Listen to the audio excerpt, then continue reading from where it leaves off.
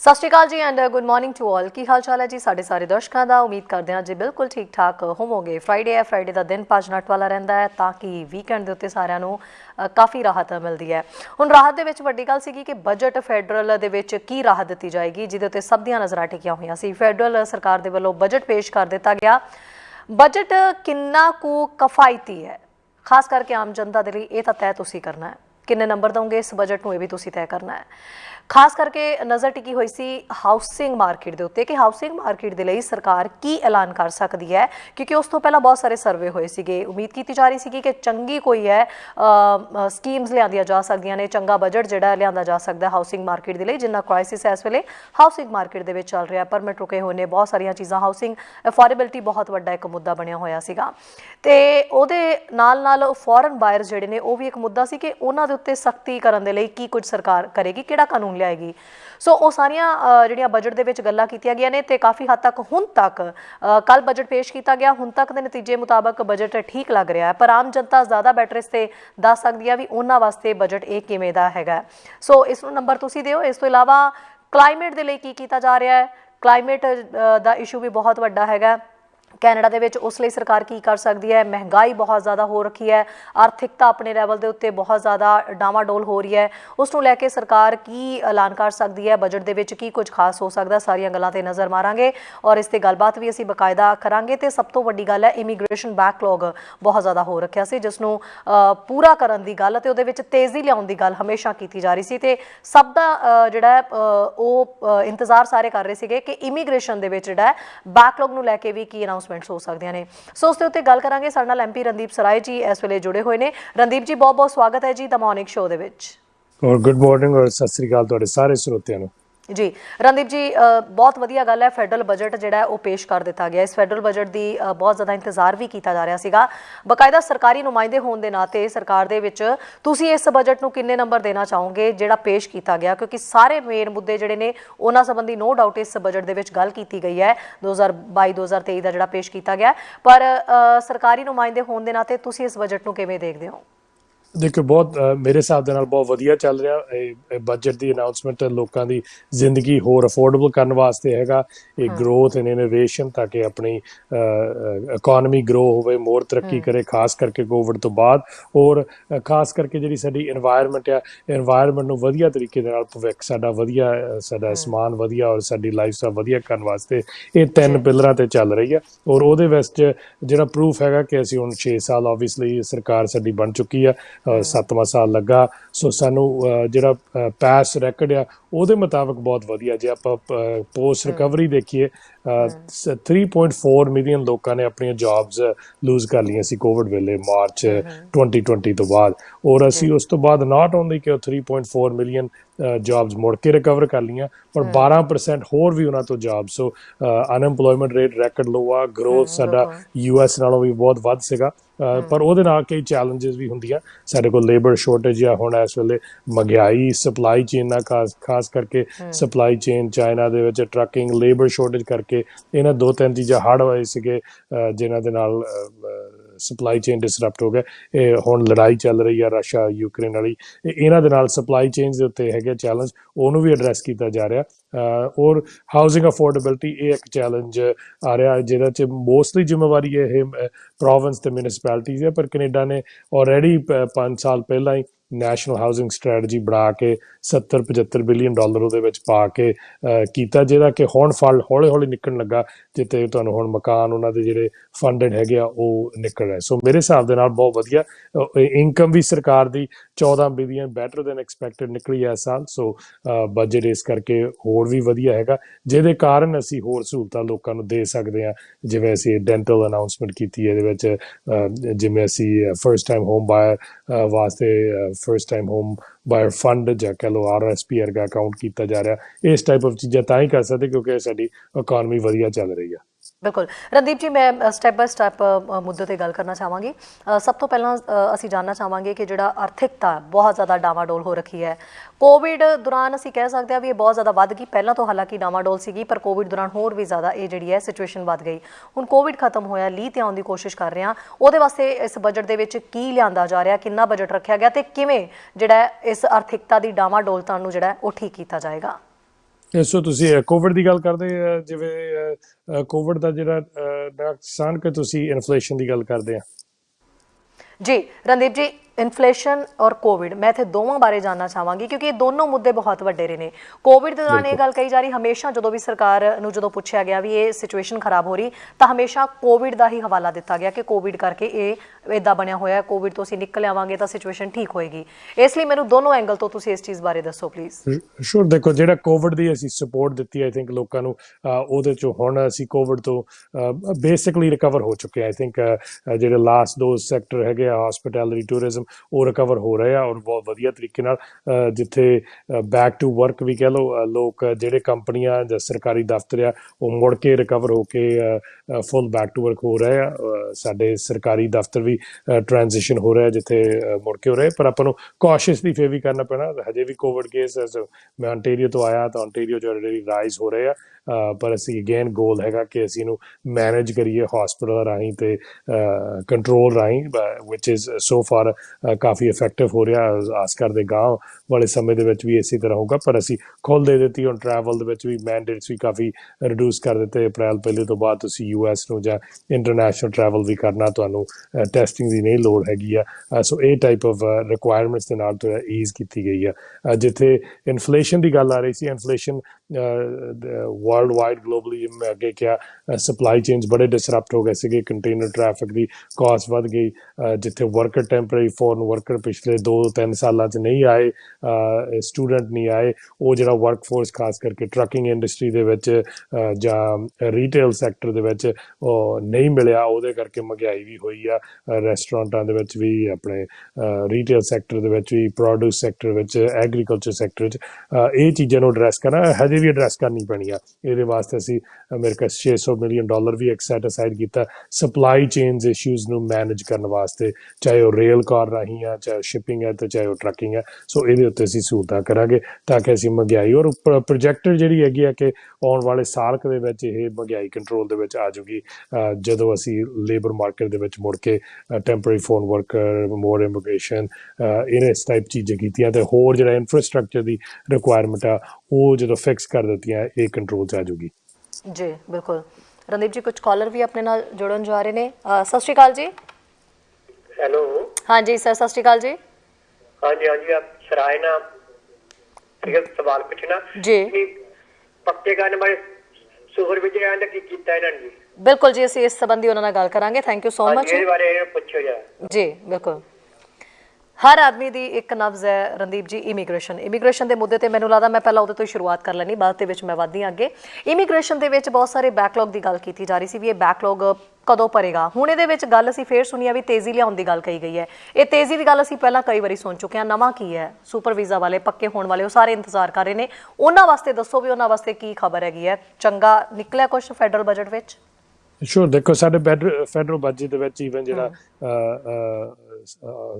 Fall ਵਾਲਾ economic outlook ਸੀਗਾ, ਉਹਦੇ ਵਿੱਚ ਵੀ $85 ਮਿਲੀਅਨ ਇਮੀਗ੍ਰੇਸ਼ਨ ਨੂੰ ਦਿੱਤਾ ਗਿਆ ਸੀ, ਔਰ ਉਸ ਤੋਂ ਪਹਿਲਾਂ 550 ਵਿਅਕਤੀ ਆਲਰੇਡੀ ਹਾਇਰ ਕੀਤੇ ਗਏ ਆ ਇਮੀਗ੍ਰੇਸ਼ਨ ਨੂੰ ਹੋਰ ਐਡਵਾਂਸ ਕਰਨ ਲਈ। ਔਰ ਉਹ ਮੋਸਟਲੀ ਜਿਹੜੇ ਉਸ EMPLOYE ਜਿਹੜੇ ਹੈਗੇ ਆ ਉਹ ਹੁਣ ਹਾਇਰ ਹੋ ਚੁੱਕੇ, ਔਰ ਟ੍ਰੇਨਿੰਗ ਦੀ ਆਲਮੋਸਟ ਕੰਪਲੀਸ਼ਨ ਉਹਨਾਂ ਦੀ ਹੋ ਰਹੀ ਹੈ। ਸੋ ਸਾਨੂੰ ਉਹਨਾਂ ਦਾ ਜਿਹੜਾ ਫਾਇਦਾ ਮੋਰਲੇ ਮਹੀਨਿਆਂ ਦੇ ਵਿੱਚ ਦਿਸਣ ਲੱਗ ਪਣਾ ਕਿ ਉਹ ਕਿੰਨਾ ਫਾਸਟ, ਖਾਸ ਕਰਕੇ PR cards, permanent resident processing, permanent card renewal, ਇਹਦੇ ਵਿੱਚ ਕੀਤਾ ਜਾ ਰਿਹਾ, ਔਰ ਉਹਦੀ ਜਲਦੀ ਔਰ ਤੇਜ਼ੀ ਜਿੱਥੇ ਅੱਗੇ ਅਸੀਂ ਦੇਖਦੇ ਸੀ ਬਹੁਤ ਡਿਲੇ ਸੀ। ਇਸ ਦੇ ਨਾਲ ਟੈਂਪਰੇਰੀ ਫੋਰਨ ਵਰਕ ਪਰਮਿਟ ਦੇ ਵਿੱਚ ਕਾਫੀ ਤਬਦੀਲੀਆਂ ਆਈਆਂ, ਜਿੱਥੇ ਜਿਹੜੇ EMPLOYER ਆ ਉਹਨਾਂ ਨੂੰ ਲੌਂਗਰ ਟਾਈਮ, ਜਿੱਥੇ ਅੱਗੇ 90 ਦਿਨ ਹੁੰਦਾ ਸੀ, ਫਿਰ 150 ਦਿਨ ਉਹਨਾਂ ਨੂੰ ਕੀਤਾ ਗਿਆ।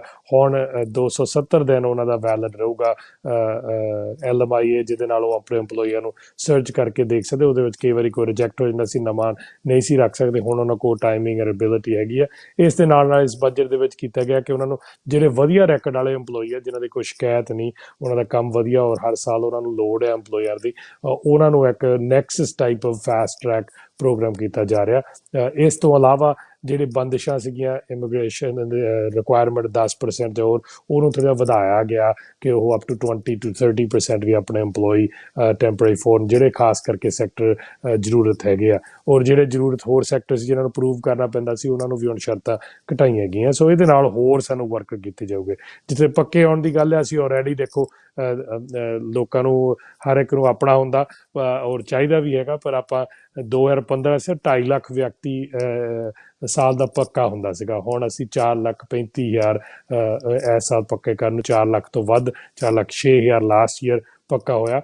ਔਰ ਆਸ ਕਰਦੇ ਕਿ ਜਿਹੜੇ ਮੇਰਾ ਆਪ ਦਾ ਬਿੱਲ ਹੈਗਾ ਮੋਸ਼ਨ 44, ਜਿਹੜੇ ਕਿ ਆਉਣ ਵਾਲੇ ਸਮੇਂ ਦੇ ਵਿੱਚ ਜਦੋਂ ਪਾਸ ਹੋ ਗਿਆ ਕਿ ਜਿਹੜੇ ਵਿਅਕਤੀ ਰਹਿੰਦੇ ਸੀਗੇ ਪੱਕੇ, ਉਹਨੂੰ ਟੈਂਪਰੇਰੀ ਫੋਰਨ ਵਰਕਰ ਜਾਂ ਸਟੂਡੈਂਟ ਜਿਹੜੇ ਲੋ ਸਕਿੱਲ ਦੇ ਵਿੱਚ ਉਹਨਾਂ ਦਾ ਇੰਪਲੋਇਮੈਂਟ ਕੈਟੇਗਰੀ ਹੁੰਦੀ ਸੀ ਜਾਂ ਇੰਗਲਿਸ਼ ਦੀ ਉਨੀ ਰਿਕੁਆਇਰਮੈਂਟ ਨਹੀਂ ਸੀ ਪੂਰੀ ਹੁੰਦੀ, ਉਹਨਾਂ ਨੂੰ ਵੀ ਪੈਥਵੇ ਮਿਲ ਜੂਗਾ ਤਾਂ ਕਿ ਉਹ ਵੀ ਪੱਕੇ ਹੋਣ ਦੇ ਲਾਈਨ ਦੇ ਵਿੱਚ ਲੱਗ ਜਾਣਗੇ।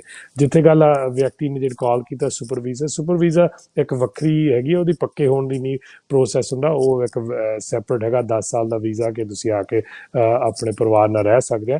ਜਿਹੜੇ ਉੱਦਾਂ ਸਿਆਣਿਆਂ ਦੇ ਬਜ਼ੁਰਗਾਂ ਦੀ ਉਹਦੀ ਜਿਹੜੀ ਅਨਾਊਂਸਮੈਂਟ ਆ ਇਸ ਸਾਲ ਦੇ ਲੈਵਲ ਪਲਾਨ ਕੀ ਹੋਊਗਾ, ਕਿੱਦਾਂ ਹੋਊਗਾ, ਉਹ ਅਜੇ ਮਿਨਿਸਟਰ ਕਰਨਗੇ।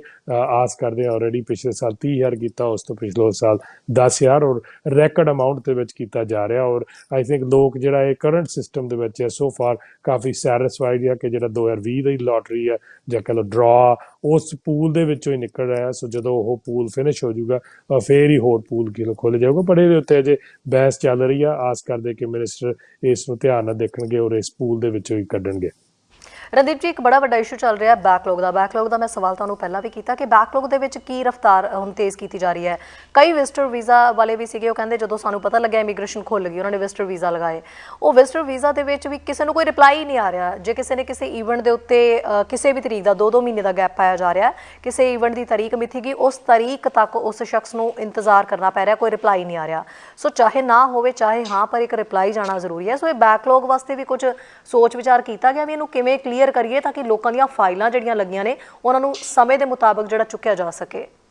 ਹਾਂਜੀ, ਦੇਖੋ ਜੀ ਵਿਜ਼ਟਰ ਵੀਜ਼ੇ ਦੀ ਹੈਗੀ ਆ, ਕਿਉਂਕਿ ਬਹੁਤ ਸਮੇਂ ਦੇ ਵਿੱਚ ਟਰੈਵਲ ਐਡਵਾਈਜ਼ਰੀ ਸੀਗੀ, ਨਹੀਂ ਸੀ ਪ੍ਰੋਸੈਸ ਹੋ ਰਿਹਾ ਔਰ all of a sudden March 1 ਤੋਂ ਟਰੈਵਲ ਐਡਵਾਈਜ਼ਰ ਲਿਫਟ ਕੀਤੀ ਗਈ ਆ ਔਰ ਵਿਅਕਤੀ ਬਹੁਤ ਸਾਰੀ ਗਿਣਤੀ ਦੇ ਵਿੱਚ ਖਾਸ ਕਰਕੇ ਹਿੰਦੁਸਤਾਨ ਤੋਂ, ਇੰਡੀਆ ਤੋਂ, ਪਾਕਿਸਤਾਨ ਤੋਂ, ਹੋਰਾਂ ਥਾਵਾਂ ਤੋਂ ਅਪਲਾਈ ਕਰ ਰਿਹਾ ਔਰ ਰੈਕਡ ਨੰਬਰ ਕਰਕੇ ਆਬਵੀਅਸਲੀ ਉਹਨਾਂ ਨੂੰ ਅਜੇ 7 ਲੱਖ ਵਿਅਕਤੀ ਦਾ ਪਹਿਲਾਂ ਹੀ ਬੈਕਲੌਗ ਸੀ। ਉਸ ਤੋਂ ਇਲਾਵਾ ਲੱਖਾਂ ਦੀ ਗਿਣਤੀ, ਹਜ਼ਾਰਾਂ ਦੀ ਗਿਣਤੀ ਦੇ ਵਿੱਚ ਆਲਰੇਡੀ ਹੋਰ ਐਪਲੀਕੇਸ਼ਨ ਆ ਗਈਆਂ। ਸੋ ਥੋੜ੍ਹਾ ਜਿਹਾ ਉਹਨਾਂ ਨੂੰ ਪ੍ਰੋਸੈਸਿੰਗ ਟਾਈਮ ਦੀ ਕਾਫੀ ਲੰਮਾ, ਮੈਂ ਹਰ ਇੱਕ ਨੂੰ ਇਹ ਦੱਸਣਾ ਚਾਹੁੰਦਾ ਕਿ 70 ਦਿਨ ਪਹਿਲਾਂ ਸੀ, 115 ਦਿਨ ਪ੍ਰੋਸੈਸਿੰਗ ਹੈ ਵਿਜ਼ਟਰ ਵੀਜ਼ੇ ਦੀ। ਸੋ ਜੇ ਕਿਸੇ ਨੇ ਵਿਆਹ ਸ਼ਾਦੀ ਲਈ ਸੱਦਣਾ ਉਸ ਟਾਈਮ ਅਨੁਸਾਰ ਇੰਨਾ ਐਡਵਾਂਸ ਦੇਣ ਕਿ 3-4 ਵੀਕ ਪਹਿਲਾਂ ਨਾ ਅਪਲਾਈ ਕਰਨ, ਐਟਲੀਸਟ 4 ਮਹੀਨੇ ਪਹਿਲਾਂ ਅਪਲਾਈ ਕਰਨ, ਤਾਂ ਉਹਨਾਂ ਦੀ ਪੂਰੀ ਆਸ ਹੋ ਸਕਦੀ। ਸੋ ਇਹ ਬਹੁਤ ਜ਼ਰੂਰੀ ਹੈਗੀ ਆ ਕਿਉਂਕਿ ਫਿਰ ਉਹ ਸਾਡੇ ਕੋਲ ਆਉਂਦੇ ਆ, ਪਰ ਇਹ ਹੁਣ ਲਿਸਟਡ ਟਾਈਮ ਲਾਈਨ 115-117 ਦਿਨ ਹੈ।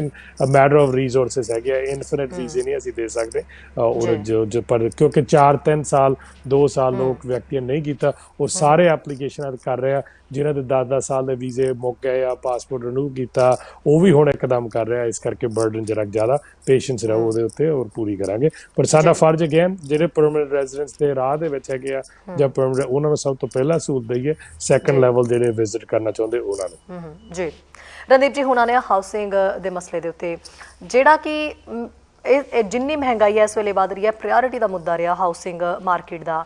ਹਾਊਸਿੰਗ ਮਾਰਕੀਟ ਦੇ ਵਿੱਚ ਲੋਕਾਂ ਦੀ ਸਭ ਤੋਂ ਜ਼ਿਆਦਾ ਨਜ਼ਰ ਟਿਕੀ ਹੋਈ ਸੀ ਸਰਕਾਰੀ ਬਜਟ ਦੇ ਵਿੱਚ ਜੋ ਹਾਊਸਿੰਗ ਮਾਰਕੀਟ ਲਈ ਆਇਆ। ਫੋਰਨ ਜਿਹੜੇ ਬਾਇਰਸ ਨੇ ਉਹਨਾਂ ਵਾਸਤੇ ਇਹ ਗੱਲ ਕਹੀ ਜਾ ਰਹੀ ਸੀ ਵੀ ਕਾਨੂੰਨ ਲਿਆਂਦਾ ਜਾਏ, ਸਖਤੀ ਕੀਤੀ ਜਾਵੇ। ਪਰ ਇੱਕ ਗੱਲ ਇਹ ਵੀ ਲੋਕਾਂ ਦੇ ਜ਼ਹਿਨ ਦੇ ਵਿੱਚ ਵੀ ਸੀ ਵੀ ਜੇ ਕਿਸੇ ਕੋਲ ਪੈਸਾ ਹੈ, ਜਿਹੜਾ ਵੀ ਪੈਸਾ ਦਊਗਾ ਘਰ ਉਹ ਬਾਏ ਕਰ ਹੀ ਲਏਗਾ, ਫਿਰ ਚਾਹੇ ਉਹ ਫੋਰਨ ਵਰਕਰ ਹੋਵੇ ਜਾਂ ਕੋਈ ਵੀ। ਹੁਣ ਇਹਨਾਂ ਚੀਜ਼ਾਂ ਦੀ ਜਿਹੜੀ ਹੈ ਕਿਵੇਂ ਸਾਰੀ ਛਾਣਬੀਨ ਕੀਤੀ ਜਾਏਗੀ? 2 ਸਾਲ ਤੱਕ ਦੀ ਜਿਹੜੀ ਗੱਲ ਕਹੀ ਗਈ ਹੈ ਵੀ ਉਹ ਨਹੀਂ ਬਾਇਰਸ ਕੁਝ ਕਰ ਸਕਦੇ, ਫੋਰਨ ਬਾਇਰਸ, ਉਹ 'ਚ ਕੈਟਾਗਰੀ ਕਿਹੜੀ ਸਾਮਿਲ ਹੈ, ਕਿਵੇਂ ਸਾਰਾ ਪ੍ਰੋਸੈਸ ਹੋਏਗਾ?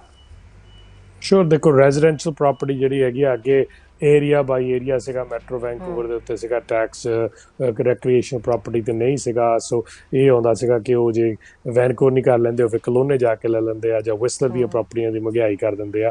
ਹੁਣ ਇਹ ਕੈਨੇਡਾ ਦੇ ਵਿੱਚ ਰੈਜ਼ੀਡੈਂਸ਼ੀਅਲ ਦੇ ਫੋਰਨ ਬਾਇਰਸ ਟੈਕਸ ਜਿਹੜਾ ਫੋਰਨ ਬਾਇਰ ਦਾ ਬੈਨ ਕੀਤਾ ਜਾ ਰਿਹਾ ਕਿ ਉਹ ਰੈਜ਼ੀਡੈਂਸ਼ੀਅਲ ਪ੍ਰਾਪਰਟੀ ਨਹੀਂ ਲੈ ਸਕਦੇ। ਉਹਦੀ ਉਹ ਲੈ ਸਕਦੇ ਆ ਜਿਹੜਾ ਫੋਰ ਐਗਜ਼ਾਮਪਲ ਇੱਥੇ ਟੈਂਪਰੇਰੀ ਫੋਰਨ ਵਰਕਰ ਆਇਆ, ਉਹਦੀ ਐਪਲੀਕੇਸ਼ਨ ਹੋਈ ਹੈ, ਪਰਮਨੈਂਟ ਰੈਜ਼ੀਡੈਂਸੀ ਪ੍ਰੋਸੈਸ ਹੋ ਰਹੀ ਹੈ। ਸੋ ਔਨ ਰੂਟ ਹੈ, ਇਹ ਨਹੀਂ ਕਿ ਉਹ ਸੀਜ਼ਨਲ ਵਰਕਰ ਹੀ ਆ, ਉਹਦੀ ਪੱਕੇ ਹੋਣ ਦਾ ਪੈਥਵੇ ਬਣ ਰਿਹਾ। ਉਹ ਆਪਣਾ ਘਰ ਲੈ ਸਕਦਾ, ਉਹਨੂੰ ਕੋਈ ਕਿਆਈ ਨਹੀਂ ਕੀਤੀ ਜਾਊਗੀ। ਪਰ ਬਾਕੀ ਜਿਹੜਾ ਰੈਗੂਲਰ ਹੈਗਾ ਉਹ ਨਹੀਂ। ਔਰ ਆਲਰੇਡੀ ਕਾਫੀ ਪ੍ਰੋਵਿੰਸ਼ੀਅਲ ਔਰ ਮਿਊਨਿਸਪਲ ਮੈਥਡਸ ਦੇ ਨਾਲ ਉਹ 9% BC 'ਚ ਲੋਅਰ ਮੇਨਲੈਂਡ 'ਚ ਘਰ ਅੱਗੇ ਹੁੰਦੇ ਸੀ ਫੋਰਨ ਬਾਇਰ, ਉਹ ਹੁਣ 1.8% ਤੇ ਆ ਗਏ। ਪਰ ਹੁਣ ਦੇਖੋ ਰਸ਼ੀਆ ਦੇ ਵਿੱਚ ਲੜਾਈ ਚੱਲ ਰਹੀ ਹੈ, ਯੂਕਰੇਨ ਦੇ ਵਿੱਚ ਹੈਗੀ ਆ, ਕੈਨੇਡਾ ਸਟੇਬਲ ਸੇਫ ਕੰਟਰੀ ਗਿਣਿਆ ਜਾਂਦਾ ਹੈ, ਐਨਵਾਇਰਮੈਂਟਲੀ ਕਲੀਨ 'ਚ ਗਿਣਿਆ ਜਾਂਦਾ। ਇਸ ਕਰਕੇ ਵਿਅਕਤੀ ਇੱਥੇ ਆਉਣਾ ਚਾਹੁੰਦੇ ਆ, ਉਹਨੂੰ ਪ੍ਰੀਵੈਂਟ ਕਰਨ ਵਾਸਤੇ ਵੀ ਇਹ ਕੀਤਾ ਜਾ ਰਿਹਾ ਕਿ ਜਿਹੜੇ ਪੱਕੇ ਤੌਰ ਤੇ ਕੈਨੇਡਾ ਨਿਵਾਸੀ ਆਉਂਦੇ ਉਹਨਾਂ ਵਾਸਤੇ ਹੀ ਕੈਨੇਡਾ ਰੈਜ਼ੀਡੈਂਸ਼ੀਅਲ ਮਾਰਕੀਟ ਹੈਗੀ, ਦੂਸਰਿਆਂ ਵਾਸਤੇ ਨਹੀਂ ਹੈਗੀ। ਜੀ, ਇੱਕ ਸੀਗਾ ਕਿ ਮਿਊਨਿਸਪੈਲਿਟੀਆਂ ਨੂੰ ਜਦੋਂ ਪੈਸੇ ਦੇਣੇ ਹੁੰਦੇ ਆ ਘਰ ਬਣਾਉਣ ਦੇ ਲਈ, ਸਪਲਾਈ ਲਾਈਨ ਜਿਹੜੀ ਹੈ ਉਹ ਕਿਤੇ ਨਾ ਕਿਤੇ ਉਹਦੇ 'ਚ ਵੀ ਬਦਲਾਅ ਕੀਤੇ ਜਾਣ, ਉਹਦਾ ਵੀ ਪ੍ਰੋਸੈਸ ਕੋਈ ਨਾ ਕੋਈ ਤੇਜ਼ ਹੋ ਸਕੇ। ਡਿਵੈਲਪਰਾਂ ਨੂੰ ਹੁਣ ਕਿਵੇਂ ਕਿੰਨਾ ਇਸ ਚੀਜ਼ ਨਾਲ ਆਸਾਨੀ ਹੋ ਸਕਦੀ ਹੈ? ਹਾਂਜੀ, ਦੇਖੋ ਹੁਣ ਅਸੀਂ ਇੱਕ 4 ਬਿਲੀਅਨ ਹੋਮ ਐਕਸੈਲਰੇਟਰ ਫੰਡ ਕੀਤਾ ਜਾ ਰਿਹਾ, ਜਿਹਦੇ ਨਾਲ ਅਸੀਂ ਮਿਊਨਿਸਪੈਲਿਟੀਜ਼ ਜਿਹੜੀਆਂ ਡੈਂਸਿਟੀ ਵਧਾਉਣਗੀਆਂ, ਜਿਹੜੀਆਂ ਟਾਈਮ ਲਾਈਨਸ ਘਟਾਉਣਗੀਆਂ ਬਿਲਡਿੰਗ ਪਰਮਿਟ ਤੇ ਡਿਵੈਲਪਮੈਂਟ ਪਰਮਿਟ ਵਾਸਤੇ, ਔਰ ਜਿਹੜਾ ਆਪਣੀਆਂ ਪਾਲਿਸੀਆਂ ਨੂੰ ਕਲੀਅਰ ਕੱਟ ਕਰਨਗੇ ਤਾਂ ਕਿ ਤੁਹਾਨੂੰ ਬਹੁਤ ਲੰਮਾ 4-4 ਸਾਲ ਬਿਲਡਿੰਗ ਪਰਮਿਟ ਲੈ ਜਾਂ ਡਿਵੈਲਪਮੈਂਟ ਪਰਮਿਟ ਲੈ ਲੱਗਣ, ਉਹਨਾਂ ਵਾਸਤੇ ਇਨਸੈਂਟਿਵ ਹੋਊਗਾ। ਸੋ ਕਹਿ ਲਓ ਕਿ ਉਹਨਾਂ ਨੂੰ ਇੱਕ ਐਕਸਟਰਾ ਬੋਨਸ ਆ ਜੇ ਉਹ ਦਿਨ ਘਟਾਉਣਗੇ ਪਰਮਿਟ ਦੇ ਤੇ ਡੈਂਸਿਟੀ ਵਧਾਉਣਗੇ, ਤਾਂ ਕਿ ਹੋਰ ਘਰ, ਸਾਡਾ ਗੋਲ ਹੈਗਾ ਕਿ ਆਉਣ ਵਾਲੇ 5 ਸਾਲਾਂ ਦੇ ਵਿੱਚ 1 ਲੱਖ ਘਰ ਹੋਰ ਬਣੇ ਕੈਨੇਡਾ ਦੇ ਵਿੱਚ। ਇਹਦੇ ਨਾਲ ਸਾਡੀ ਜਦੋਂ ਸਪਲਾਈ ਐਂਡ ਡਿਮਾਂਡ ਥੋੜੀ ਬੈਲੈਂਸ ਹੋਊਗੀ, ਫਿਰ ਸਾਡੀ ਮਹਿੰਗਾਈ ਤੋਂ ਇਹ ਘਟੂਗੀ। ਰਾਈਟ ਨਾਓ ਘਰ ਘੱਟ ਬਣਦੇ ਆ ਤੇ ਵਿਅਕਤੀ ਜ਼ਿਆਦਿਆਂ ਦੀ ਲੋੜ, ਘਰਾਂ ਦੀ ਲੋੜ ਜ਼ਿਆਦੀ ਹੈਗੀ ਆ, ਇਸ ਕਰਕੇ ਸਾਡਾ ਡੈਫਿਸਿਟ ਆ ਉਹਦੇ ਵਿੱਚ, ਉਹਨੂੰ ਐਕਸੈਲਰੇਟ ਕਰਨ ਵਾਸਤੇ ਐਕਸੈਲਰੇਟਰ ਫੰਡ। ਇਸ ਤੋਂ ਇਲਾਵਾ ਜਿਹੜਾ 75 ਬਿਲੀਅਨ ਆਲਰੇਡੀ ਚੱਲ ਰਿਹਾ ਅਫੋਰਡੇਬਲ ਰੈਂਟਲ ਹਾਊਸਿੰਗ, ਚਾਹੇ ਉਹ ਰੈਪਿਡ ਹਾਊਸਿੰਗ ਆ, ਬਹੁਤ ਜਿਹੜੇ ਬੇਘਰੇ ਹੈਗੇ ਔਰਤਾਂ ਜਾਂ ਬੱਚੇ ਜਾਂ ਇੰਡੀਜਨਸ ਲੋਕਾਂ ਵਾਸਤੇ, ਉਹਦਾ ਅਲੱਗ ਆ, ਉਹਨਾਂ ਨੂੰ 1.5 ਬਿਲੀਅਨ ਹੋਰ ਦਿੱਤਾ ਜਾ ਰਿਹਾ। ਸਰੀ ਦੇ ਵਿੱਚ 3-4 ਅਨਾਊਂਸਮੈਂਟਾਂ ਹੋ ਚੁੱਕੀਆਂ ਉਹਦੀਆਂ। ਪਰ ਉਸ ਤੋਂ ਬਾਅਦ ਰੈਂਟਲ ਕੰਸਟਰਕਸ਼ਨ ਫਾਈਨੈਂਸਿੰਗ, ਹੁਣ ਤੁਸੀਂ ਦੇਖੋਗੇ ਬਹੁਤ ਸਾਰੀਆਂ ਬਿਲਡਿੰਗਾਂ ਰੈਂਟਲ ਵਾਸਤੇ ਬਣਨ ਲੱਗ ਪਈਆਂ, ਕਿਉਂਕਿ ਫੰਡ ਇਨੀਸ਼ੀਏਟ ਇਹ ਸਿਰਫ 1960 ਤੇ 1970 ਦੇ ਵਿੱਚ ਪ੍ਰੋਗਰਾਮ ਹੁੰਦਾ ਕਰਕੇ ਹੁੰਦਾ ਸੀ, ਪਰ ਉਹਦਾ ਅਗੇਨ 4 ਸਾਲ 5 ਸਾਲ ਲੱਗਦੇ ਮਾਰਕੀਟ 'ਚ ਆਉਣ ਨੂੰ। ਸੋ ਇਹਨਾਂ ਨਾਲ ਸਹਾਇਤਾ ਕੀਤੀ ਜਾਊਗੀ। ਫਿਰ ਇਸ ਦੇ ਨਾਲ ਫਸਟ ਟਾਈਮ ਜਿਹੜੇ ਘਰ ਲੈਣਾ ਚਾਹੁੰਦੇ ਆ ਉਹਨਾਂ ਨੂੰ ਪੈਸੇ ਜੋੜਨ ਵਾਸਤੇ tax free first home savings account ਕੀਤਾ ਜਾ ਰਿਹਾ, ਜਿਹੜਾ ਕਿ RRSP ਅੰਗ ਤੁਸੀਂ $40,000 40 ਤੋਂ ਅੰਡਰ ਜਿਹੜੇ ਵਿਅਕਤੀ ਆ ਉਹ ਜੋੜ ਸਕਦੇ। ਸੋ ਉਹਨਾਂ ਦਾ ਆਲਮੋਸਟ 15 ਤੋਂ 20,000 ਟੈਕਸ ਸੇਵਿੰਗ ਉਹਦੇ ਨਾਲ ਹੈਗੀ ਆ। ਸੋ ਔਨ ਟਾਪ ਆਫ ਜਿਹੜਾ ਨੋਰਮਲ RRSP ਦਾ ਜੋੜਦੇ ਆ, ਜਿਹੜਾ ਕਿ ਤੁਸੀਂ ਵਿਦਡਰਾ ਕਰਕੇ ਵਰਤ ਸਕਦੇ, ਪਰ ਮੋੜਨਾ ਪੈਂਦਾ, ਇਹ ਮੋੜਨਾ ਨਾ ਪਊਗਾ, ਇਹ ਤਾਂ ਸਾਨੂੰ ਜੋੜਨ ਵਾਸਤੇ। ਸੋ ਇਹ ਟਾਈਪ ਆਫ ਸਹੂਲਤ ਦਿੱਤੀ ਜਾ ਰਹੀ। ਜਿਹੜਾ ਫਸਟ ਟਾਈਮ ਟੈਕਸ ਕ੍ਰੈਡਿਟ ਆ ਉਹ ਵੀ ਡਬਲ ਕੀਤਾ ਜਾ ਰਿਹਾ ਤਾਂ ਕਿ ਤੁਹਾਨੂੰ ਹੋਰ ਪੈਸੇ ਵਧਣਗੇ ਜਾਂ ਆਪਣੇ GST ਦੇ ਵਿੱਚੋਂ। ਸੋ ਇਹ ਟਾਈਪ ਆਫ ਸਹੂਲਤਾਂ ਦੇ ਨਾਲ ਜਿਹੜਾ ਅੱਗੇ first time home buyer program ਵੀ ਸੀ, ਉਹ ਬਹੁਤ ਵਧੀਆ ਪ੍ਰੋਗਰਾਮ ਸੀ, ਪਰ ਥੋੜ੍ਹਾ ਜਿਹਾ ਟੇਕ ਅਪ ਨਹੀਂ ਹੋਈ ਕਿਉਂਕਿ ਥੋੜ੍ਹੇ ਜਿਹੇ ਉਹਦੇ 'ਚ ਫੈਲਸੀ ਸੀਗੀਆਂ। ਤੁਸੀਂ ਕੁਆਲੀਫਾਈ ਹੋਣ ਲਈ ਉਹਨਾਂ ਮੋਰਗੇਜ ਨਹੀਂ ਮਿਲਦਾ, ਉਹਦੇ ਲਈ ਇੰਸਟਰਕਸ਼ਨ ਦਿੱਤੀ ਗਈ ਕਿ ਉਹਨੂੰ ਰੀਵੈਂਪ ਕੀਤਾ ਜਾਊਗਾ। ਇਸੇ ਤਰ੍ਹਾਂ ਉਹਦੀ 10% ਜਿਹੜੀ ਡਾਊਨ ਪੇਮੈਂਟ ਸਰਕਾਰ ਦਿੰਦੀ ਸੀ, ਉਹ ਹੁਣ ਇਕੱਲਾ ਐਕੁਇਟੀ ਨਹੀਂ ਹੋਊਗਾ, ਉਹਦੇ ਵਿੱਚ ਤੁਹਾਨੂੰ ਰੀਪੇਮੈਂਟ ਪ੍ਰੋਗਰਾਮ ਹੋਣਗੇ, ਉਹਦੀ ਵੀ ਵੇਰਵਾ ਆਉਣ ਵਾਲੇ ਸਮੇਂ ਦੇ ਵਿੱਚ ਆਊਗਾ। ਜੀ, ਯੂਨਿਟਾਂ ਦਾ ਵੀ ਜਿਹੜਾ ਤੈਅ ਕੀਤਾ ਜਾਏਗਾ ਕਿੰਨੇ ਯੂਨਿਟ ਹੋਣੇ ਚਾਹੀਦੇ ਹਨ। ਔਰ ਸਭ ਤੋਂ ਵੱਡੀ ਗੱਲ ਹੈ ਰਣਦੀਪ ਜੀ, ਇਸ ਵੇਲੇ ਜਿਹੜੇ ਰੂਰਲ ਬਾਹਰੀ ਏਰੀਏ ਹੈਗੇ ਨੇ ਉਹਨਾਂ ਦਾ ਵੀ ਕੀਤਾ ਜਾ ਰਿਹਾ ਸੀ ਵੀ ਡਿਵੈਲਪਮੈਂਟ ਉੱਥੇ ਹੋਣੀ ਜ਼ਰੂਰੀ ਹੈ। ਬੇਸ਼ੱਕ ਇਹ ਕਿਹਾ ਜਾਂਦਾ ਵੀ ਉੱਥੇ ਲੋਕ ਜਾਂਦੇ ਨਹੀਂ, ਲੋਕ ਆਉਂਦੇ, ਡਿਵੈਲਪਮੈਂਟ ਜਿੱਥੇ ਹੋਏਗੀ ਲੋਕ ਉੱਥੇ ਹੀ ਜਾਣਗੇ, ਦੂਜੀ ਥਾਂ ਤੇ ਜਾਣਗੇ ਹੀ ਨਹੀਂ। ਸੋ ਜਿੰਨੀ ਵਸੋਂ ਇੱਥੇ ਹੁੰਦੀ ਜਾ ਰਹੀ ਹੈ, ਇੰਨੀਆਂ ਸਾਰੀਆਂ ਚੀਜ਼ਾਂ ਇੱਥੇ ਉਨੀ ਇੰਤਜ਼ਾਮ ਵੀ ਨਹੀਂ ਹੈ ਲੋਕਾਂ ਲਈ ਜਿੰਨੀ ਵਸੋਂ ਹੋ ਰਹੀ ਹੈ। ਸੋ ਤੁਹਾਨੂੰ ਨਹੀਂ ਲੱਗਦਾ ਵੀ ਇਹਦੇ ਬਾਹਰਲੇ ਜਿਹੜੇ ਏਰੀਏ ਉਹਨਾਂ ਦੀ ਡਿਵੈਲਪਮੈਂਟ ਲਈ ਵੀ ਕੋਈ ਨਾ ਕੋਈ ਸਰਕਾਰੀ ਬਜਟ ਦੇ ਵਿੱਚ ਕੁਝ ਚੀਜ਼ ਰੱਖਣੀ ਚਾਹੀਦੀ ਸੀ ਵੀ ਉਸ ਬਾਰੇ ਸੋਚਿਆ ਜਾ ਸਕੇ ਤਾਂ ਕਿ ਲੋਕ ਉਹਨਾਂ ਇਲਾਕਿਆਂ ਦੇ ਵਿੱਚ ਵੀ ਜਾ ਕੇ ਉਹਨਾਂ ਨੂੰ ਸਹੂਲਤਾਂ ਮਿਲ ਸਕਣ। ਕਈ ਲੋਕ ਨੇ ਵੈਨਕੂਵਰ ਤੋਂ ਜਿਨ੍ਹਾਂ ਨੇ ਕਿਸੇ ਨੇ ਹੈਲਥ ਸਰਵਿਸ ਲੈਣੀ ਹੈ, ਕਿਸੇ ਵੀ ਤਰ੍ਹਾਂ ਦੀ ਕੋਈ ਹੈ ਪ੍ਰੋਬਲਮ ਹੈ, ਕਿਸੇ ਨੂੰ ਕਿਸੇ ਨੇ ਵੀ ਕੋਈ ਵੀ ਕਿਸੇ ਕਿਸਮ ਦੀ ਉਹਨਾਂ ਨੂੰ ਲੋੜ ਹੈ ਤਾਂ ਉਹਨਾਂ ਨੂੰ ਇੱਥੇ ਆਉਣਾ ਪੈਂਦਾ ਆਪਣੀਆਂ ਥਾਵਾਂ ਛੱਡ ਕੇ। ਸੋ ਇਹਦੇ ਵਾਸਤੇ ਨਹੀਂ ਲੱਗਦਾ ਵੀ ਕੁਝ ਬਦਲਾਅ ਕਰਨੇ ਚਾਹੀਦੇ ਨੇ? ਬਿਲਕੁਲ। ਸੋ ਇਹ ਜਿਹੜਾ ਫੰਡ ਆ ਇਹ ਉਹਨਾਂ ਵਾਸਤੇ ਵੀ ਐਪਲੀਕੇਬਲ ਆ। ਸੋ ਜਿਹੜੇ ਰੂਰਲ ਏਰੀਆ ਦੇ ਵਿੱਚ ਜਿਹੜੇ ਇਨਸੈਂਟਿਵ ਦੇਣਗੇ ਕਿ ਅਸੀਂ ਡੈਂਸਿਟੀ ਹੋਰ ਬਣਾਉਂਦੇ, ਅਸੀਂ ਹੋਰ ਯੂਨਿਟ, ਅਸੀਂ ਜਲਦੀ ਪਰਮਿਟ। ਗੁੱਡ ਐਗਜ਼ਾਮਪਲ ਹੈਗਾ ਲੈਂਗਫੋਰਡ, ਵਿਕਟੋਰੀਆ ਦੇ ਨਜ਼ਦੀਕ ਸ਼ਹਿਰ ਹੈਗਾ। ਉਹ ਲੈਂਗਫੋਰਡ ਦੇ ਵਿੱਚ ਤੁਸੀਂ 5 ਦਿਨਾਂ ਦੇ ਵਿੱਚ ਤੁਹਾਨੂੰ ਬਿਲਡਿੰਗ ਪਰਮਿਟ ਦੇ ਦਿੰਦੇ ਆ। ਉਹਨਾਂ ਦਾ ਮੇਅਰ ਬੜਾ ਐਕਸੈਸਿਬਲ ਆ, ਉਹ ਕਹਿੰਦੇ ਜਦੋਂ ਡਿਵੈਲਪ ਕਰਨਾ ਜਲਦੀ ਕਰੋ। ਇਹਨਾਂ ਵਰਗੇ ਸਿਟੀਜ਼ ਜਿਹੜੇ ਹੈਗੇ ਆ ਉਹਨਾਂ ਨੂੰ ਬੋਨਸ ਦਿੱਤਾ ਜਾਊਗਾ ਕਿ ਤੁਸੀਂ ਚੰਗਾ ਕੰਮ ਕਰ ਰਹੇ ਆ ਲਿਓ। ਇਸੇ ਤਰ੍ਹਾਂ ਡਾਕਟਰਾਂ ਦੀ ਕਮੀ ਕਰਕੇ ਬਹੁਤ ਲੋਕ ਨਹੀਂ ਜਾਂਦੇ, ਖਾਸ ਕਰਕੇ ਰਿਟਾਇਰ ਹੋ ਕੇ ਵੀ ਨਹੀਂ ਜਾਂਦੇ ਕਿ ਵੀ ਡਾਕਟਰ ਨਹੀਂ ਮਿਲਣਾ ਸਾਨੂੰ ਰੂਰਲ ਏਰੀਆ ਦੇ ਵਿੱਚ, ਛੋਟੇ ਟਾਊਨ ਦੇ ਵਿੱਚ। ਉਹਨਾਂ ਵਾਸਤੇ ਅਸੀਂ ਇਸ ਬਜਟ ਦੇ ਵਿੱਚ ਕੀਤਾ ਕਿ ਜਿਹੜਾ ਡਾਕਟਰ ਬਣ ਕੇ ਉੱਥੇ ਜਾਊਗਾ, ਮੂਵ ਹੋਊਗਾ, ਉਹਦੀ ਜਿਹੜੀ ਸਟੂਡੈਂਟ ਲੋਨ ਆ ਉਹ 50% ਮਾਫ ਕੀਤਾ ਜਾਊਗਾ ਜੇ ਉੱਥੇ ਜਾ ਕੇ ਪ੍ਰੈਕਟਿਸ ਕਰੂਗਾ। ਸੋ ਨਵੇਂ ਡਾਕਟਰ ਜਿਹੜੇ ਬਣਦੇ ਉਹਨਾਂ ਨੂੰ ਇਨਸੈਂਟਿਵ ਹੈ ਕਿ ਤੁਹਾਨੂੰ ਬੋਝ ਆਪਣਾ ਵਿਆਜ ਮੋੜਨਾ ਤਾਂ ਆਪਣਾ ਕਰਜ਼ਾ ਮੋੜਨ ਨਾਲੋਂ ਅਸੀਂ ਮਾਫ ਕਰ ਦੇਵਾਂਗੇ ਜੇ ਤੁਸੀਂ ਉੱਥੇ ਜਾਓਗੇ।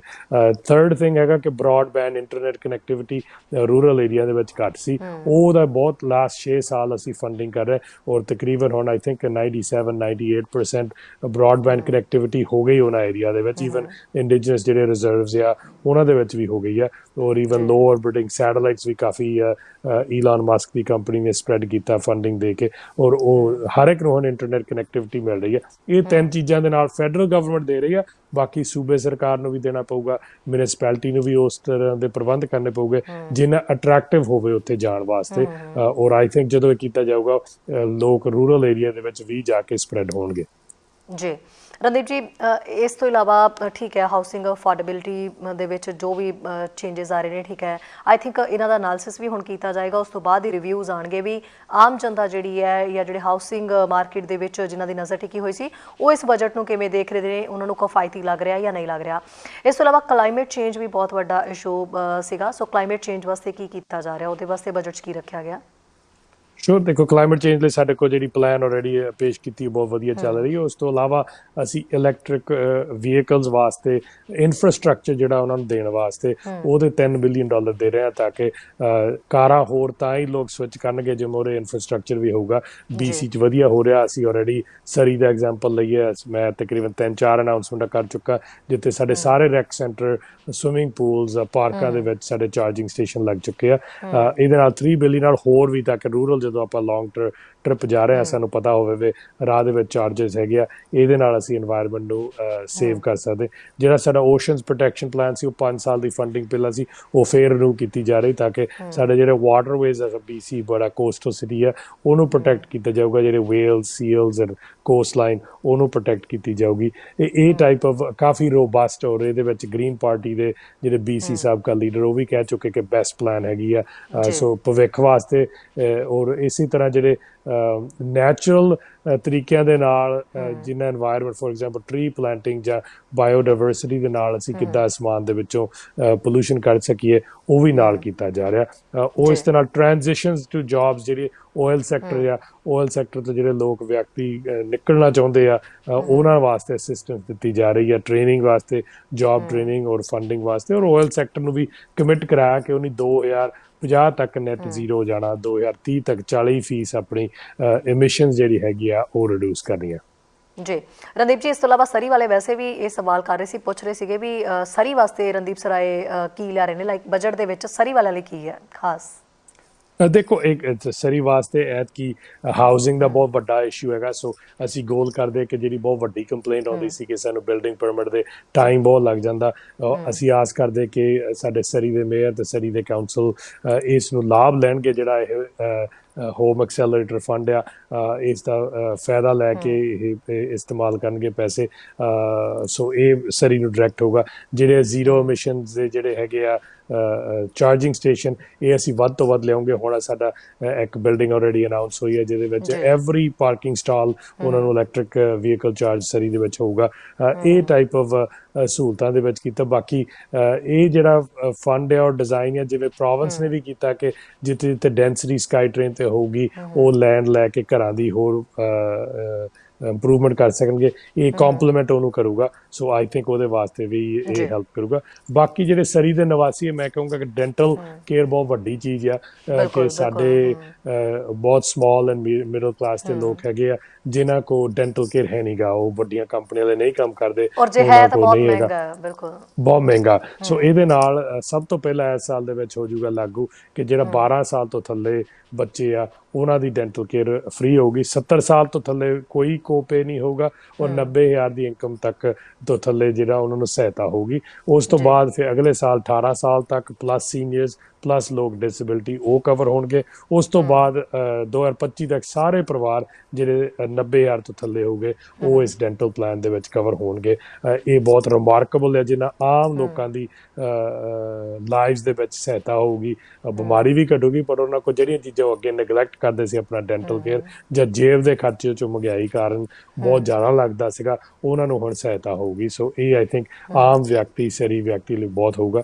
ਬਾਕੀ ਜਿਹੜੇ ਕੈਨੇਡਾ ਚਾਈਲਡ ਬੈਨੀਫਿਟ, ਜਿਹੜੀ GIS ਗੈਰੰਟੀਡ ਇਨਕਮ ਸਪਲੀਮੈਂਟਰੀ ਪੈਨਸ਼ਨ, ਇਹ ਮਹਿੰਗਾਈ ਦੇ ਨਾਲ ਆਟੋਮੈਟਿਕਲੀ ਅਸੀਂ ਬੰਦ ਦਿੱਤੇ ਗਏ ਕਿ ਉਦਾਂ ਹੀ ਮਹਿੰਗਾਈ ਦੇ ਹਿਸਾਬ ਦੇ ਨਾਲ 19% ਇਹ ਵੀ ਇਨਕਰੀਜ਼ ਹੋਣਗੀਆਂ। ਜੀ ਰਣਦੀਪ ਜੀ, ਇੱਕ ਚੀਜ਼ ਮੈਨੂੰ ਪਤਾ ਸਮਾਂ ਬਹੁਤ ਘੱਟ ਹੈਗਾ ਔਰ ਅਸੀਂ ਤੁਹਾਨੂੰ ਫ੍ਰੀ ਕਰਨਾ ਹੈਗਾ, ਸੋ ਮੈਂ ਅਖੀਰ ਦੇ ਵਿੱਚ ਇਹ ਜਾਣਨਾ ਚਾਹਾਂਗੀ ਕਿ ਜਿਹੜਾ ਵੱਡੇ ਬੈਂਕਾਂ ਤੇ ਵੱਡੇ ਕੰਪਨੀਆਂ ਦੇ ਉੱਤੇ ਟੈਕਸ ਲਗਾਉਣ ਦੀ ਗੱਲ ਕਹੀ ਜਾ ਰਹੀ ਹੈ ਔਰ ਇਹਦੇ ਬਾਰੇ ਜਾਣਨਾ ਚਾਹਾਂਗੇ ਕਿਵੇਂ ਦਾ ਟੈਕਸ ਹੋਏਗਾ ਤੇ ਕਿਹੜੀਆਂ ਜਿਹੜੀਆਂ ਕੰਪਨੀਆਂ ਜਾਂ ਕਿਹੜੇ ਬੈਂਕ ਉਸ ਲਿਸਟ ਵਿੱਚ ਸ਼ਾਮਿਲ ਨੇ। ਸ਼ੋਰ, ਇਹ ਤੋਂ ਪਹਿਲਾਂ ਮੈਂ ਇੱਕ ਚੀਜ਼ ਭੁੱਲ ਗਿਆ ਕਹਿਣਾ ਕਿ ਸਾਡੇ ਮਲਟੀ ਜਨਰੇਸ਼ਨਲ ਫੈਮਿਲੀ, ਜਿਹੜੇ ਵੱਡੇ ਪਰਿਵਾਰ ਇਕੱਠੇ ਰਹਿੰਦੇ ਆ, ਇਹਨਾਂ ਵਾਸਤੇ ਇੱਕ ਟੈਕਸ ਕ੍ਰੈਡਿਟ ਕੀਤਾ ਜਾ ਰਿਹਾ ਜਿਹੜਾ 50,000 ਤੱਕ ਖਰਚੂਗਾ ਸਵੀਟ ਬਣਾਉਣ ਵਾਸਤੇ, ਆਪਣੇ ਬਜ਼ੁਰਗਾਂ ਨੂੰ ਨਾਲ ਰੱਖਣ ਲਾ ਕੇ ਜਾਂ ਮਾਪੇ ਨੂੰ ਰੱਖਣ ਵਾਸਤੇ। ਉਹਨਾਂ ਨੂੰ 15% ਟੈਕਸ ਕ੍ਰੈਡਿਟ $7,500 ਤੱਕ ਬੈਕ ਮਿਲੂਗਾ। ਇੱਕ ਨਵੀਂ ਚੀਜ਼ ਹੈ, ਖਾਸ ਕਰਕੇ ਸਾਊਥ ਏਸ਼ੀਅਨ ਭਾਈਚਾਰੇ ਵਾਸਤੇ ਬਹੁਤ ਇੰਪੋਰਟੈਂਟ ਹੈ, ਸੋ ਇਹਦਾ ਵੀ ਲਾਭ ਦਿਓ। ਜਿੱਥੇ ਬੈਂਕਾਂ ਦੀ ਕੀਤੀ, ਹਾਂ ਬੈਂਕਾਂ ਨੇ ਬਹੁਤ ਪੈਸਾ ਬਣਾਇਆ, ਇੰਸ਼ੋਰੈਂਸ ਕੰਪਨੀ ਨੇ ਬਣਾਇਆ ਪੈਂਡੈਮਿਕ ਦੇ ਵਿੱਚ, ਸੋ ਜਿਹੜਾ 1 ਬਿਲੀਅਨ ਤੋਂ ਉੱਪਰ ਉਹਨਾਂ ਦੀ ਇਨਕਮ ਹੈ ਉਹਨਾਂ ਦੇ ਉੱਤੇ 15% ਇੱਕ ਐਕਸਟਰਾ ਟੈਕਸ ਲੱਗਿਆ ਜਾਊਗਾ। ਔਰ ਗਾਂ ਤੋਂ ਜਿਹੜਾ 100 ਮਿਲੀਅਨ ਤੋਂ ਵੱਧ ਪ੍ਰੋਫਿਟ ਕੰਪਨੀਆਂ ਬਣਾਉਂਦੀਆਂ ਸਾਲ ਦਾ, ਉਹਨਾਂ ਨੂੰ 1.5% ਹੋਰ ਟੈਕਸ ਲੱਗਿਆ ਜਾਊਗਾ। ਸੋ ਜਿਹੜੀਆਂ ਵੱਡੀਆਂ ਰਿਚ ਕੰਪਨੀਆਂ ਉਹਨਾਂ ਨੂੰ ਹੋਰ ਟੈਕਸ ਲੱਗੂਗਾ ਤਾਂ ਕਿ ਸਾਡੇ ਆਮ ਵਿਅਕਤੀ ਨੂੰ ਬਰਡਨ ਥੋੜ੍ਹਾ ਜਿਹਾ ਘੱਟ ਪਊਗਾ। ਔਰ ਇਹ ਸੋ ਫਾਰ ਵਰਕ ਕਰ ਰਿਹਾ। ਸਾਡਾ ਬਜਟ ਦੇ ਵਿੱਚ $14 ਬਿਲੀਅਨ ਵੱਧ ਆਮਦਨ ਆਈ ਹੈ ਇਸ ਸਾਲ ਪ੍ਰੋਜੈਕਟਡ ਨਾਲੋਂ। ਅਨਐਮਪਲੋਇਮੈਂਟ ਰੇਟ ਰੈਕਡ ਲੋ ਆ, ਸੋ ਇਕੋਨਮੀ ਕਾਫੀ ਥਰਾਈਵ ਕਰ ਰਹੀ ਆ। ਪਰ ਅਗੇਨ ਸਾਨੂੰ ਇਹ ਚੀਜ਼ਾਂ, ਮਹਿੰਗਾਈ ਦੀਆਂ ਚੀਜ਼ਾਂ, ਹੋਰ ਚੀਜ਼ਾਂ ਨੂੰ ਧਿਆਨ ਦਿੰਦਿਆਂ ਸਾਨੂੰ ਆਮ ਵਿਅਕਤੀ ਦੀ ਸਹੂਲਤਾਂ ਵਾਸਤੇ ਵੀ ਕਰਨਾ ਪਊਗਾ। ਇਸ ਕਰਕੇ ਅਸੀਂ ਉਹਨਾਂ ਤੇ ਕੋਈ ਟੈਕਸ ਨਹੀਂ ਵਧਾਇਆ। ਜੀ ਬਿਲਕੁਲ, ਸੋ ਇਹ ਵੱਡੇ ਬੈਂਕਾਂ ਤੇ ਵੱਡੇ ਕੰਪਨੀਆਂ ਦਾ ਜਿਹੜਾ ਉਹਨਾਂ ਦਾ ਟੈਕਸ ਉਹਨਾਂ ਤੋਂ ਵਸੂਲਿਆ ਜਾਏਗਾ। ਜੀ ਬਿਲਕੁਲ ਜੀ ਰਣਦੀਪ ਜੀ, ਥੈਂਕ ਯੂ ਸੋ ਮਚ। ਗੱਲਾਂ ਤੁਹਾਡੇ ਨਾਲ ਹੋਰ ਵੀ ਬਜਟ ਸੰਬੰਧੀ ਬਹੁਤ ਸਾਰੀਆਂ ਕਰਨੀਆਂ ਸੀ, ਪਰ ਆਈ ਨੋ ਦੈਟ ਕਿ ਤੁਹਾਡੇ ਕੋਲ ਸਮਾਂ ਬਹੁਤ ਘੱਟ ਹੈਗਾ, so thank you so much ਨਾਲ ਜੁੜਨ ਦੇ ਲਈ। ਉਮੀਦ ਕਰਦੇ ਹਾਂ ਕਿ ਵਾਕਈ ਆਮ ਲੋਕ ਜਿਹੜੇ ਨੇ ਉਹਨਾਂ ਨੂੰ ਇਸ ਬਜਟ ਤੋਂ ਜਿਹੜਾ ਫਾਇਦਾ ਜ਼ਰੂਰ ਹੋਵੇ। Thank you so much. Thank you Sherry ji, ਔਰ ਥੈਂਕ ਯੂ ਤੁਹਾਡੇ ਸਾਰੇ ਚੈਨਲ ਪੰਜਾਬੀ ਦੀ ਟੀਮ ਦਾ।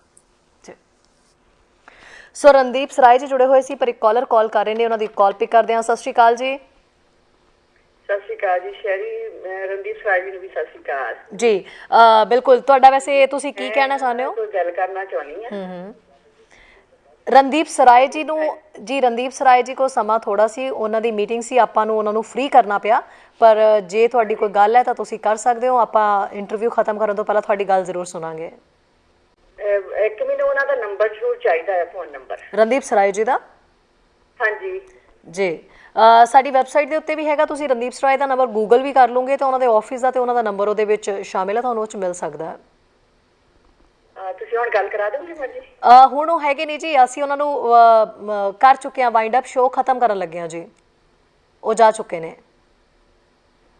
ਠੀਕ ਹੈ ਜੀ, ਜ਼ਰੂਰੀ ਸੀ, ਬਹੁਤ ਜ਼ਿਆਦਾ। ਕੋਈ ਗੱਲ ਨਹੀਂ, ਤੁਸੀਂ ਗੂਗਲ ਤੇ ਨਾ ਤੁਹਾਨੂੰ ਰਣਦੀਪ ਸਰਾਏ ਜੀ ਦੇ ਆਫਿਸ ਦਾ ਨੰਬਰ ਮਿਲ ਜਾਣਾ, ਉਹਨਾਂ ਨਾਲ ਤੁਸੀਂ ਗੱਲ ਕਰ ਸਕਦੇ ਹੋ। ਜੇ ਨਾ ਹੋਈ ਤਾਂ ਤੁਸੀਂ ਫਿਰ ਸਾਨੂੰ ਕਾਲ ਕਰ ਸਕਦੇ ਹੋ। ਠੀਕ ਹੈ ਜੀ, ਠੀਕ ਹੈ ਜੀ, ਥੈਂਕ ਯੂ ਜੀ।